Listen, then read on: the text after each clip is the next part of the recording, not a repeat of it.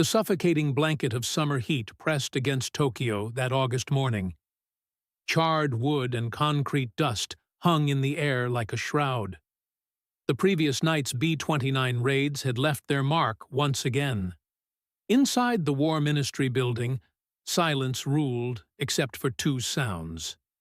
An abacus clicked methodically. Brushes scratched against rice paper. Colonel Masahiko Takeshita bent over his intelligence reports. His uniform jacket hung open.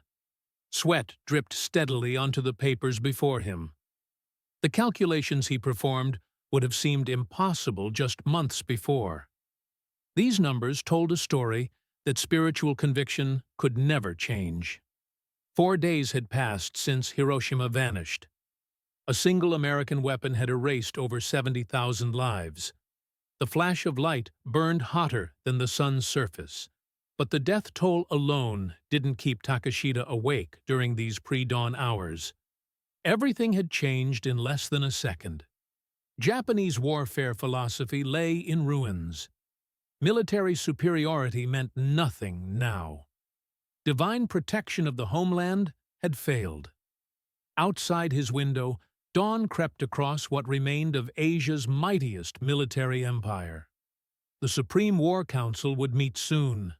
Japan's fate hung in the balance. This moment captured something profound. The pre-dawn darkness reflected a nation balanced on extinction's edge. Colonel Takeshita embodied Japan's last generation of true believers. Officers who still trusted that spiritual strength conquered material weakness. That faith faced its ultimate test. Yamato's spirit had sustained Japanese military thinking for generations. This unshakable belief declared Japan's soul invincible. 4 years of brutal Pacific warfare had tested this conviction repeatedly. Devastating defeats mounted across the ocean. American industrial might crushed their navy at Midway. Allied forces stormed through the Central Pacific. B-29 bombers transformed cities into infernos. Through every setback, military leadership maintained absolute faith. Bushido would prevail. The warrior's way transcended material disadvantage. Divine wind would protect their sacred islands. This wasn't empty propaganda or hollow rhetoric. These men learned from childhood that death before dishonor represented the highest virtue. Warrior spirit exceeded any weapon's power. Japan's unique blend of imperial divinity and samurai courage made them spiritually superior to every enemy. General Korochika Anami built his entire career on this foundation. Admiral Someyu Toyota sent thousands of young kamikaze pilots to their deaths. This unwavering conviction drove their every decision. The atomic bomb accomplished something no conventional weapon could achieve. It didn't merely kill Japanese soldiers and civilians. It destroyed the entire conceptual framework that gave Japanese resistance meaning. How could Bushido confront a weapon that erased cities in seconds? What use was willingness to die when enemies possessed power to make death instantaneous and unavoidable for hundreds of thousands simultaneously? Japanese military elite had studied their American enemies carefully. These Americans seemed soft, decadent, unwilling to make ultimate wartime sacrifices. American culture appeared obsessed with material comfort. Such a nation could never match Japanese spiritual discipline. American soldiers would break when facing fanatical resistance. The planned invasion of Japan would become a bloodbath. Americans would be forced to negotiate peace that preserved Japanese honor. This analysis proved catastrophically wrong. At exactly 8:15 a.m. on August 6, 1945, the Enola Gay released its cargo over Hiroshima. The explosion generated temperatures exceeding 3,000 degrees Celsius at ground zero. Steel melted instantly. Concrete vaporized. Human beings became shadows burned permanently into sidewalks and walls. Less than 1 second erased nearly 5 square miles completely. Carefully planned defenses became meaningless. Prepared positions offered no protection. Spiritual preparation for glorious last stands counted for nothing. This weapon killed faster than courage could be demonstrated. Lieutenant Colonel Saburo Hayashi witnessed the aftermath near Hiroshima. His report to Tokyo contained words no military training had prepared him to speak. There are no tactics for this. There is no defense against this. This is not warfare as we understand it. This is the power of gods, and our enemies wield it as casually as we might fire a rifle. Reports from Hiroshima described horrors that challenged every assumption about American character and capability. Survivors spoke of people instantly carbonized. Only shadows remained behind. The city center had simply ceased to exist. Not destroyed in any conventional sense. Erased as if it had never been built. The Aioi Bridge, which served as the bomb's target point, became twisted metal and concrete. No longer recognizable as human construction. Most disturbing to Japanese military leaders was a simple fact. This devastating attack came from a single aircraft. One B-29 bomber carrying 12 crew members accomplished what hundreds of conventional bombing raids would have required. The implications staggered the imagination. If America possessed even a dozen such weapons, Japan could be destroyed within weeks. If they possessed 100, the home islands could become uninhabitable within days. Even as Hiroshima reports painted unprecedented destruction, Japan's Supreme War Council remained deadlocked. The Big Six faced an impossible choice. Prime Minister Kantaro Suzuki, Foreign Minister Shigenori Togo, Army Minister Korechika Anami, Navy Minister Mitsumasa Yonai, Army Chief of Staff Yoshijiro Umezu, and Navy Chief of Staff Suemu Toyota split exactly down the middle. 3 members favored accepting the Potsdam Declaration. Unconditional surrender seemed preferable to national extinction. 3 others demanded fighting to the death rather than accepting what they viewed as national extinction. General Anami spoke for the military faction with passionate conviction. The American atomic bomb is a desperate bluff designed to break Japanese morale, he declared at the emergency session on August 7th. They seek to terrify us with a single demonstration, but they cannot have many such weapons. If they did, why would they warn us with leaflets? Why would they not simply destroy Tokyo and Osaka immediately? This is psychological warfare, nothing more. The spirit of Japan cannot be broken by any weapon, no matter how terrible. His reasoning reflected deep-seated beliefs that had sustained Japanese resistance throughout the war. Military leadership had convinced themselves that American industrial capacity lacked spiritual foundation. Americans possessed no strength to sustain losses that final assault on Japan would require. The atomic bomb represented merely technological demonstration designed to avoid costly invasion that American leaders feared. This analysis rested on fundamental misunderstanding of American character and capability. Japanese military studied American casualty figures from Pacific battles. They concluded American public opinion would not tolerate massive losses from Operation Downfall. They failed to grasp that America's atomic program represented something beyond technological breakthrough. It manifested industrial and scientific capabilities that dwarfed anything Japan could imagine. The Manhattan Project employed over 130,000 workers at facilities nationwide. It consumed more electricity than many entire nations. The uranium enrichment facility at Oak Ridge, Tennessee, alone required more power than all of New York City. Plutonium production reactors at Hanford, Washington, operated on scales Japanese engineers could barely comprehend. This wasn't the desperate gambit of a war-weary nation. This represented methodical application of resources Japan had never possessed. August 9, 1945, demonstrated these vast American capabilities once again. At 11:00 a.m., the B-29 bomber Boxcar released a plutonium bomb over Nagasaki. The explosion killed 40,000 people instantly. Much of the city's industrial center simply vanished. For Japan's leaders gathered in emergency session beneath the Imperial Palace, Nagasaki wasn't the day's most devastating development. At precisely 1 minute past midnight on August 9th, 1.5 million Soviet troops crossed into Japanese-controlled Manchuria. Operation August Storm began. Joseph Stalin's massive offensive, promised at the Yalta Conference, swept across the border like a steel hurricane. Within 24 hours, the supposedly invincible Kwantung Army lay shattered. Japan's elite force in China, numbering 700,000 men, collapsed under overwhelming Soviet assault. Soviet tanks advanced with crushing artillery and air support. They moved across Manchurian plains at unprecedented speeds. The Kwantung Army offered only scattered resistance before crumbling completely.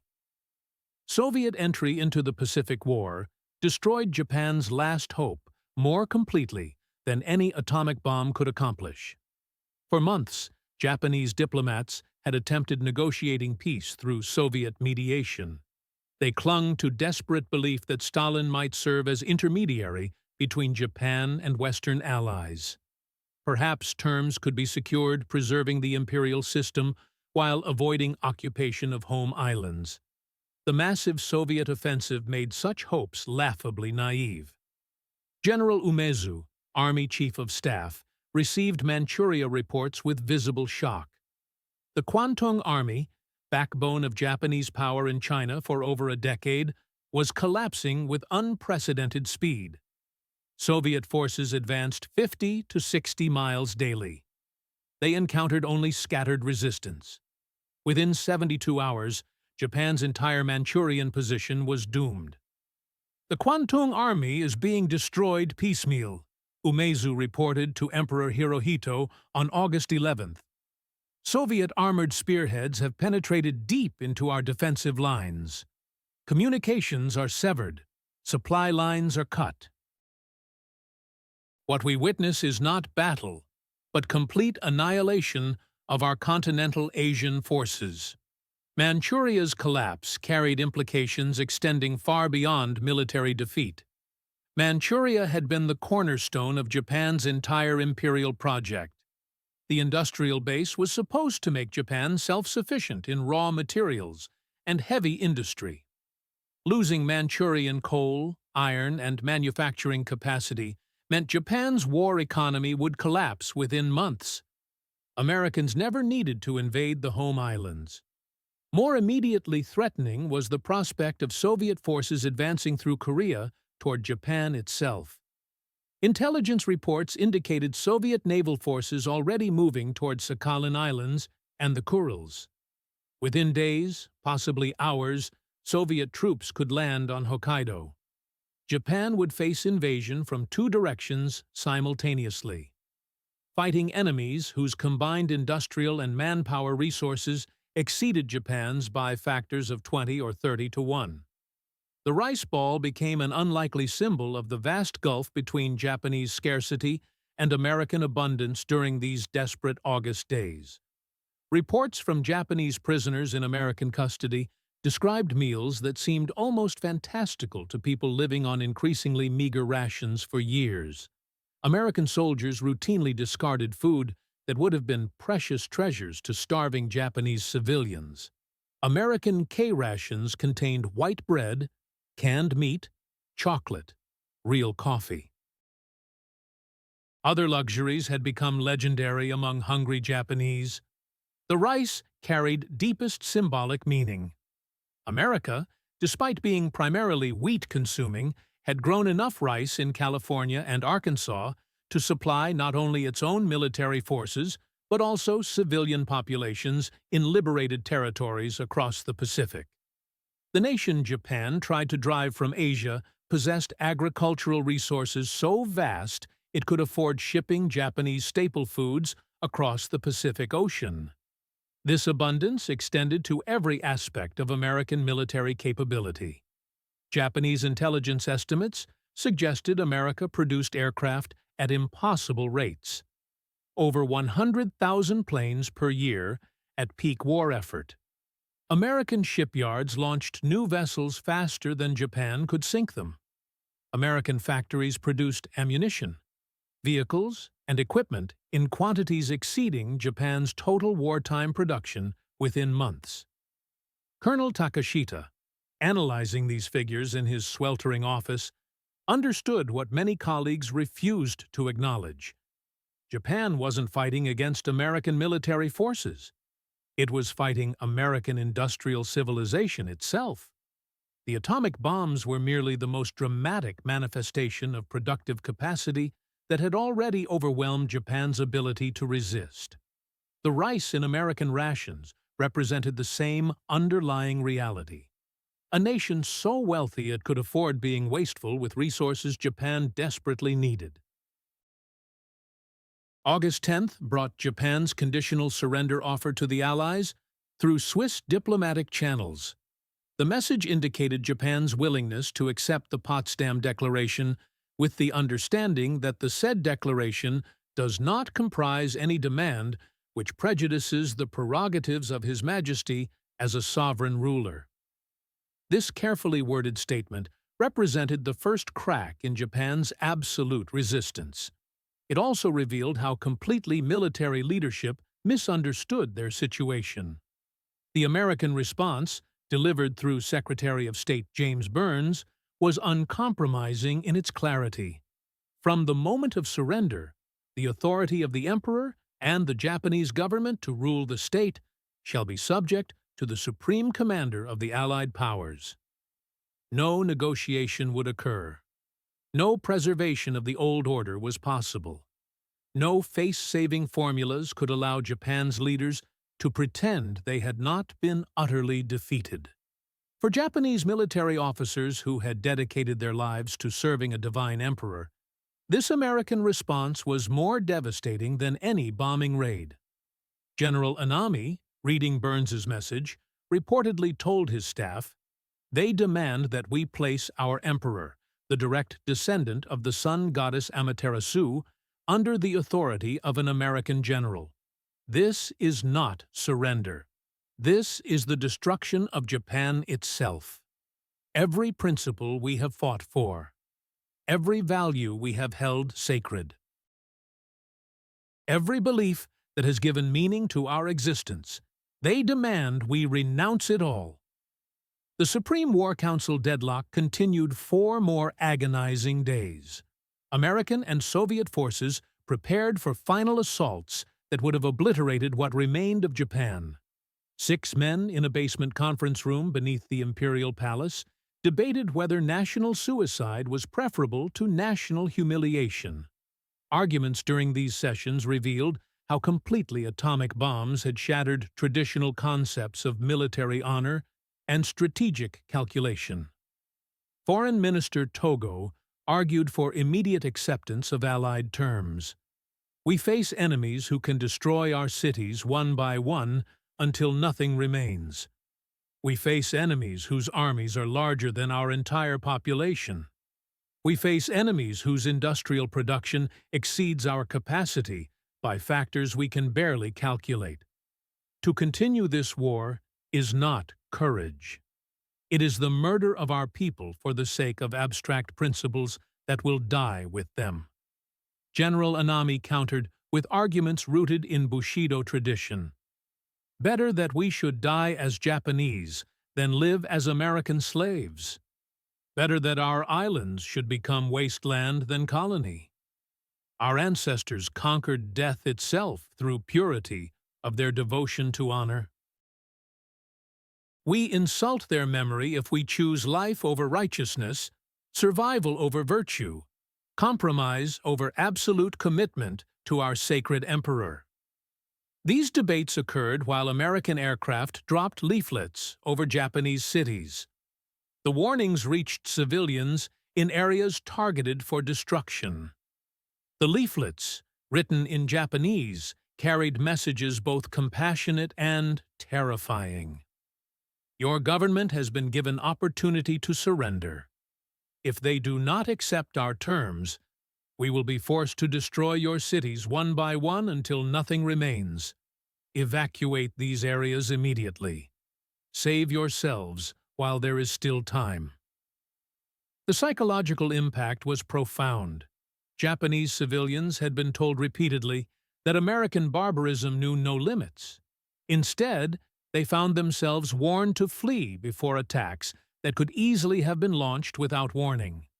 The leaflets suggested an enemy possessing not only overwhelming destructive power, but also moral restraint in its application.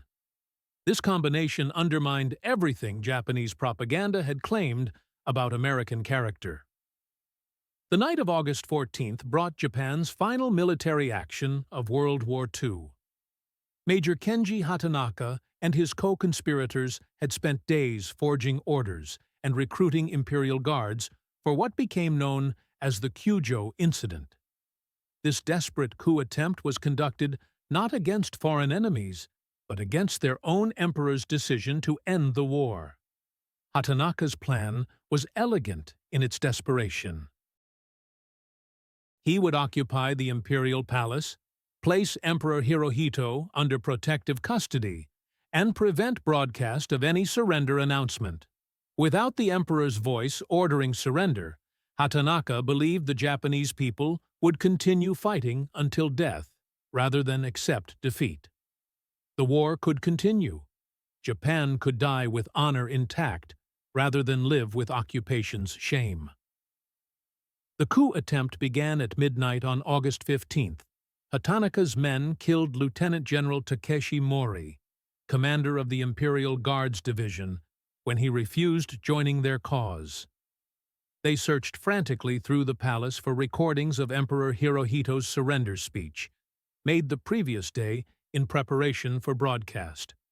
For several hours, as dawn approached over Tokyo, Japan's fate hung in the balance of this final, desperate gambit by men who could not accept their world had ended. The conspiracy collapsed as quickly as it had begun. Palace guards loyal to the emperor surrounded Hatanaka's forces. Senior officers arrived and ordered the conspirators to stand down. At dawn on August 15th, Major Hatanaka and several followers committed suicide on the palace grounds. They chose death over witnessing their emperor's surrender. Their final act embodied everything that had made Japanese resistance so fanatical and ultimately so futile. Absolute commitment to principles that reality had rendered meaningless. Noon on August 15, 1945, brought Emperor Hirohito's thin, high-pitched voice crackling across Japan's radio networks.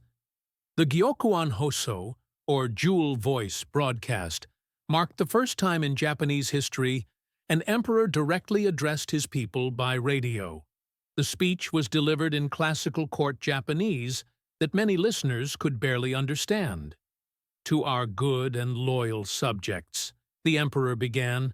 His voice betrayed none of the emotional turmoil that had preceded this moment.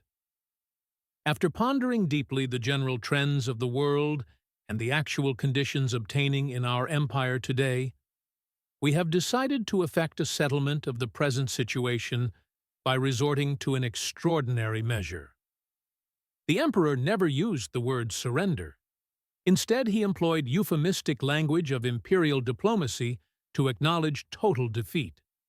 The war situation has developed not necessarily to Japan's advantage, while the general trends of the world have all turned against her interest. Moreover, the enemy has begun to employ a new and most cruel bomb, the power of which to do damage is indeed incalculable, taking the toll of many innocent lives. These carefully chosen words carried the weight of an empire's end.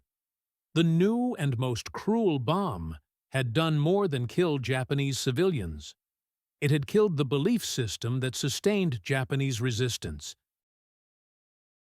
The general trends of the world acknowledged that Japan was not merely losing a war, but witnessing emergence of a new global order in which its traditional values had no place. Across Japan, people gathered around radios in stunned silence. Many wept openly as they heard their god-emperor acknowledge defeat. Some committed suicide rather than live with occupation's shame. Others felt only overwhelming relief that the nightmare was finally ending. All understood they were witnessing death of one Japan and birth of another. Military bases across the home islands heard Japanese soldiers who had prepared for months to die in glorious final battles stand at attention. Their emperor ordered them to lay down arms. Some units disbanded immediately. Officers distributed remaining food and equipment before disappearing into civilian life. Others maintained discipline until American occupation forces arrived. They surrendered weapons with military precision, even as tears streamed down their faces. The transformation was not just political or military, but spiritual. Lieutenant Hiroshi Yanagida, a kamikaze pilot scheduled for his final flight on August 16th, wrote in his diary, "I had prepared my soul for death. I had written final letters, performed purification rituals, and accepted that my body would become a weapon for the Emperor. But now the Emperor himself tells us we must live rather than die, that we must accept defeat rather than achieve honor through death. What am I to do with a life already dedicated to ending? How do I find meaning in survival when all my meaning came from willingness to die?" Atomic bombs had rendered meaningless not just Japanese military strategy, but Japanese spiritual beliefs. For centuries, warrior culture taught that death before dishonor was the highest virtue. But what meaning did individual death have when entire cities could be obliterated in seconds? What significance could personal courage possess when enemies wielded weapons that made courage irrelevant? General Anami, the army minister who had promised 20 million Japanese would die as shattered jewels rather than surrender, spent the evening of August 14th composing his death poem. "Believing in the eternity of our divine land, with my death I apologize to the emperor for the great crime." He committed seppuku in traditional manner, using his father's sword to cut his abdomen, while his aide delivered the final blow to his neck. His suicide note expressed agony of a man whose entire worldview had been destroyed. "I can no longer serve an emperor who chooses life over honor, survival over principle, compromise over absolute commitment to righteousness." Anami's death represented an era's end rather than preservation of its values. The Japan emerging from defeat would be built on different foundations. Not the warrior's willingness to die, but civilians' determination to rebuild. Not pursuit of military glory, but achievement of economic prosperity. Not conquest of others, but cooperation with former enemies. The rice ball took on new meaning in surrender's aftermath. American supply ships began arriving in Japanese harbors. Among the most desperately needed supplies was food for a starving civilian population. American relief efforts included rice grown in California and Arkansas, processed in American factories, transported across the Pacific by the same ships that had carried invasion forces Japan had feared. The symbolism was profound and unmistakable. The nation Japan had tried to destroy was now feeding the Japanese people. The rice, representing the most fundamental element of Japanese sustenance, was being provided as charity by former enemies. Each grain represented not just American abundance, but American values. The belief that enemies could be transformed into friends. That victory should lead to generosity rather than vengeance. That strength should be used to nurture rather than destroy. General Douglas MacArthur, preparing for his role as Supreme Commander of Allied Powers in Japan, understood this transition's symbolic importance. His first orders to American forces focused not on military occupation, but on civilian relief. The Japanese people are not our enemies. They are victims of the militarists who led them into this catastrophic war. Feed them, heal them, show them that American strength serves justice, not revenge. Transform them from subjects of an emperor into citizens of a democracy. The formal surrender ceremony took place September 2nd, 1945, aboard the USS Missouri in Tokyo Bay. The location's symbolism was deliberate. The battleship was named for President Truman's home state. Its deck provided floating platform for transforming the Pacific from a Japanese lake into an American ocean. Foreign Minister Mamoru Shigemitsu, walking with a cane from an earlier assassination attempt, signed surrender documents with visibly trembling hands. General Yoshijiro Umezu, representing Japanese military, maintained rigid bearing as he affixed his signature to papers that ended his nation's existence as independent power. Above them, nearly 500 American aircraft flew in formation over Tokyo Bay. This demonstration of overwhelming force made Japan's decision to surrender appear not just inevitable, but embarrassingly overdue. The aircraft represented more than military might.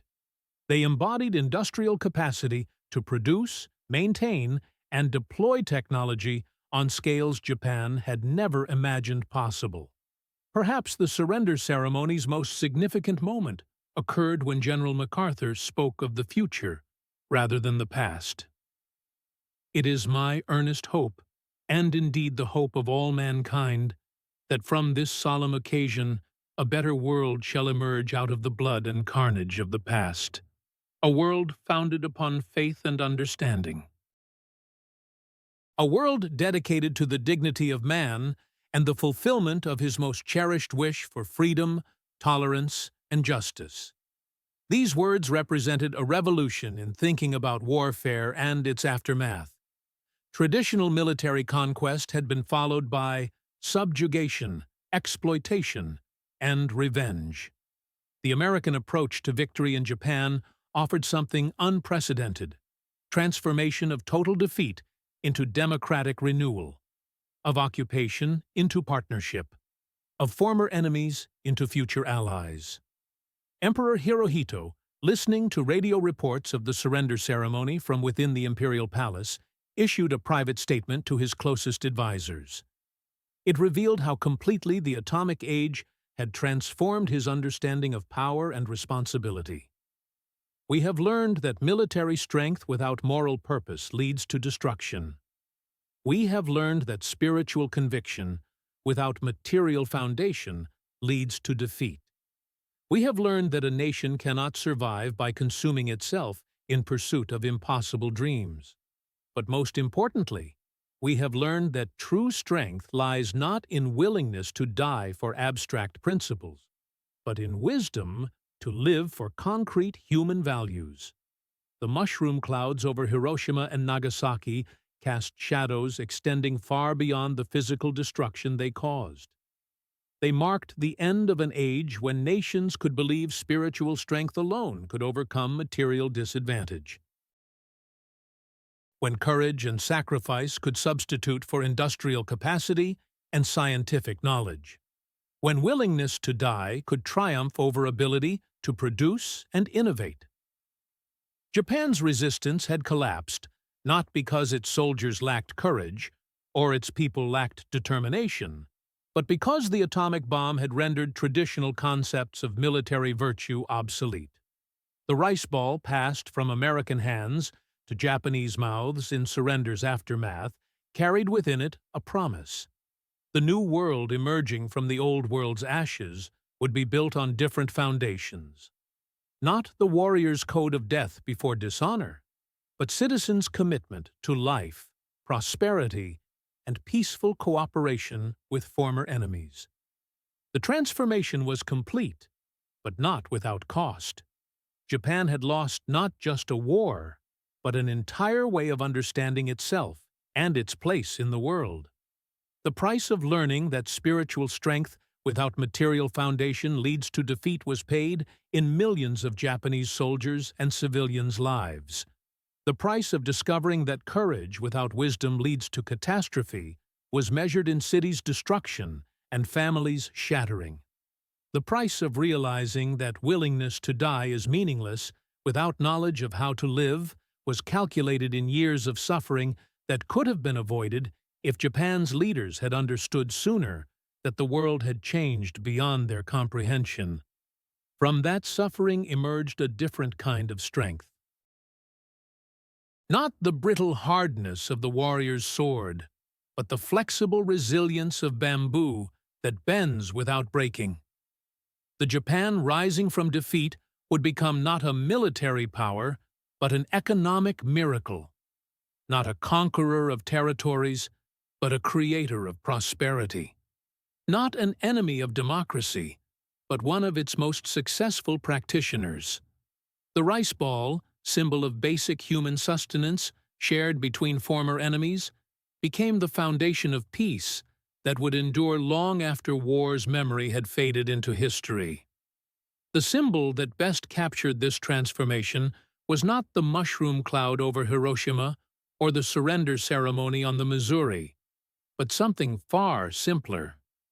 American chocolate, distributed to Japanese children in the months following occupation. That chocolate, manufactured in American factories with ingredients from around the world, packaged with machinery Japan could not reproduce, distributed with casualness that revealed vast abundance, represented the true power that had defeated Japan. Not merely ability to destroy, but capacity to create, to produce, to provide abundance so complete that warfare itself became unnecessary. The children who received that chocolate would grow up in a Japan transformed by recognition of American abundance. They would attend schools built with American aid, study sciences developed in American universities, work in industries created with American technology. They would live in a democracy inspired by American ideals, protected by a constitution written under American guidance, sustained by an economy integrated into an American-led global system. The Bushido Code that had proclaimed death before dishonor would give way to values celebrating life, prosperity, and peaceful cooperation. The echoes of that August afternoon in 1945, when Emperor Hirohito's voice crackled over radios throughout Japan, continue resonating today. They remind us that the most decisive battles are not always fought with traditional weapons, that the most complete victories arise not from superior violence, but from demonstrated abundance, that the most lasting peace comes not from conquest, but from recognition that cooperation creates more prosperity than conflict ever could. Japanese resistance collapsed not because it lacked courage or dedication, but because it faced an opponent whose vision of human possibility transcended ancient assumptions that had driven nations to war since civilization began, replacing them with something unprecedented. Abundance so complete that it eliminated the fundamental scarcity that had made warfare seem inevitable. The atomic bombs that ended World War II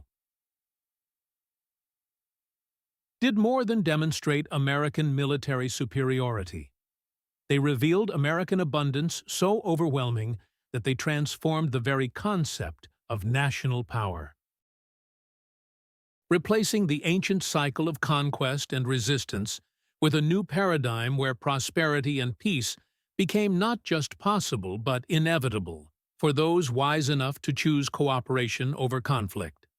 This abundance manifested itself in countless ways beyond military might.